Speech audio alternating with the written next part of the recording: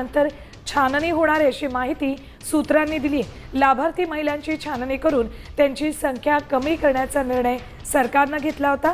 मात्र स्थानिक स्वराज्य संस्थांच्या निवडणुका तोंडावर आल्यात, त्यामुळे सरकारने ही सगळी प्रक्रिया थांबवली।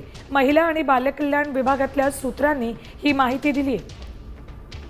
निवडणुकांनंतर आता छाननी होणार आहे।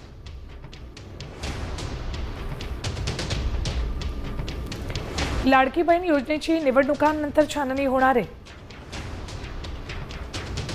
विधानसभेत लाडकीमुळे महायुतीला मोठं यश मिळालं होतं।